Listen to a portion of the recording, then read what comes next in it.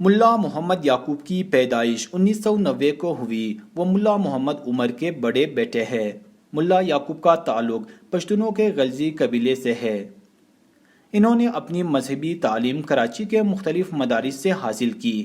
جب 2013 میں اس کے والد کا انتقال ہوا اور افواہیں بڑھ گئی کہ اسے ملا اختر منصور نے قتل کیا ہے، ملا یعقوب نے اس بات کی تردید کی۔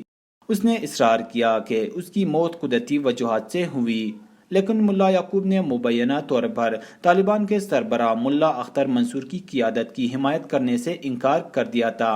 2016 میں ملا یعقوب کو طالبان نے افغانستان کے 34 میں سے 15 صوبوں میں فوجی کمیشن کا انچارج مقرر کیا تھا۔ ملا ابراہیم صدر کی سربراہی میں فوجی کمیشن طالبان کے تمام عسکری امور کی نگرانی کا ذمہ دار ہے۔ اس کے علاوہ ملا یعقوب کو طالبان کی اعلیٰ فیصلہ ساز کونسل رہبری شورا میں شامل کیا گیا تھا۔ ملا اختر منصور کی موت کے بعد 21 مئی 2016 کو اعلان کیا گیا اور ملا ہیبت اللہ آخونزادہ نے ان کی جگہ نیا طالبان لیڈر مقرر کیا۔ منصور کے نائب اور حقانی نیٹ ورک کے رہنما سراج الدین حقانی نے آخونزادہ کے لیے طالبان کے نائب لیڈر کی حیثیت برقرار رکھی، جبکہ ملا یعقوب نئے طالبان سربراہ کے لیے دوسرا نائب مقرر کیا گیا تھا۔